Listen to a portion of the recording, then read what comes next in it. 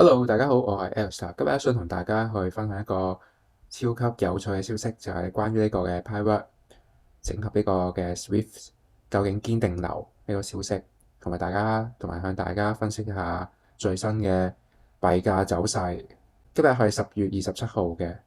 根據呢個嘅最新嘅數據顯示，Pirate 目前嚟講報價為0.4美金，近24小時上漲16%，成交量達到550萬美金，市值約為20億美金，喺所有嘅加密貨幣排名當中上升至47名。目前嘅流通供應量為82.88億枚。首先我哋睇一睇個技術分析，短期嘅趨勢同埋動能。派幣喺10月嘅上旬創下咗0.1585美金歷史低位之後，持續反彈，目前於0.4美金上方交投，顯示多頭動能顯著增強。10月27日已經上漲13%，延續週日嘅7%嘅漲幅，可以視為短線多方持續回補嘅跡象。我哋去睇一睇關鍵阻力同埋支撐，即時嘅阻力區間為呢個0.267 50日 EMA。目前價格正逼近該動態阻力，一旦突破，技術面將確認為一個短期反轉信號。下一個目標價位為0.322美金，呢個區間係9月底嘅關鍵支撐。目前嚟講已經轉為一個潛在嘅壓力位。如果成交量持續放大嘅話，實在非常之有希望成為下一波嘅上攻嘅目標。支持嘅位置區間為呢個0.2067美金，係近於24小時嘅低位。如果回調至呢個嘅水平，獲得呢個支撐嘅話呢，可以確認為一個底部結構穩固。我哋去睇一睇呢個動能指標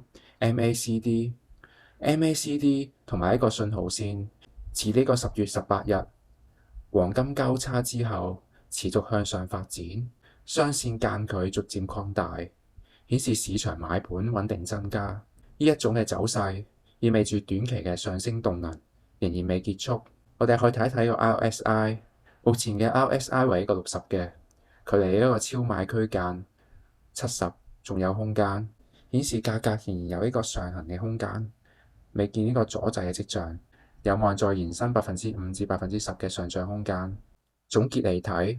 如果派幣突破呢個0.2627美金，我哋可以將個目標設置為一個0.322美金。如果未能企穩呢個0.25美金上方，有機會會回測到呢個0.2067美金嘅支撐。整體嘅格局嚟講都係偏多，所有嘅技術指標都係支持短線嘅反彈嘅延續。亦都想同大家分享最近呢2日非常之有趣嘅消息，就係關於呢個 Pilot 整合 Swift 究竟係堅定流。唔知大家有冇聽過個新聞 Pilot 要接入呢個 Swift 啦？聽落去好似話 Pilot 要同銀行系統接軌，跨境轉賬，仲講到話因為呢個消息，幣價就上升咗10%，成交量達到1億枚。但係冷靜啲先，呢單新聞呢係由一個印度分析師爆出嚟嘅非官方嘅消息。咁堅定流呢就唔知道。以下落嚟，我都會同大家去講講呢個消息點解咁震撼，同埋技術面有冇支持。咁最緊要係呢個消息係堅定流，係真嘅突破定係假消息造勢。我幫你簡單去講一講 Swift 全名為全球銀行金融通訊協會，全世界有超過11000間金融機構，覆蓋200個國家，每日處理超過100萬宗嘅跨境匯款。咁今次嘅傳聞就係 Pilot 透過喺 OKX 交易所完成咗內部嘅整合。Pilot 開通咗內部嘅一個內部跨境銀行功能，通過咗 KYB 嘅商業認證，準備進入呢個測試階段。如果真係咁樣嘅話，呢一步真係勁過非常之多嘅 Layer 1公鏈，因為Swift 一向只係俾正規金融機構去接入，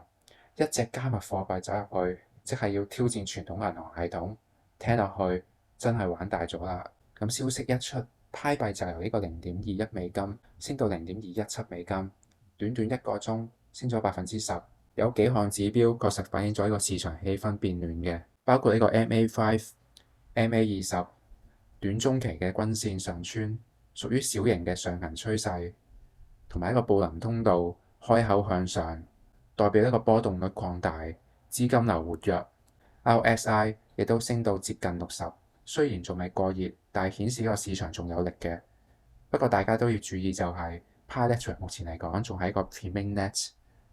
仲未完全去中心化。好啦，就算呢個假消息係真，Pi-Lecture 同一個 Swift 整合，只不過係其實一個嘅內部測試，代表住 OKX 同呢個 PiBank 可以試行呢個跨境付款系統，但仲未面向呢個公眾，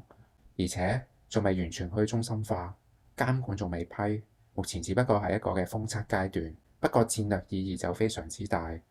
測試嗰個 Pi 係呢個國際金融嘅網絡兼容性，測試嗰個 Pi 嘅支付潛力、技術嘅底氣，仲有機會俾投資機構去重新評估 Pi 嘅定位。如果真係發展成熟嘅話，Pi-Lecture 唔止係一個社交掘礦幣，仲係有機會成為下一代去中心化跨境支付協議。簡單啲嚟講，競爭幣 XRP、XRP、SLM， 你哋要小心啦。咁講真啊，喺幣圈所謂嘅內部消息，一般都係 FOMO 推動，好多時候未有實質嘅公告，價格已經炒定先啦。咁今次Pi嘅傳聞雖然唔係真，但係有機會，但係有兩個現象值得注意嘅，就係市場對於 Pi嘅信仰本持續壯大。第二就係散戶嘅反應非常之快，任何嘅跨境支付，所有呢啲關鍵詞都會被炒作。唔怪之得分析師話 Pi 仲未完全去中心化，但係市值已經有銀行級別嘅震盪。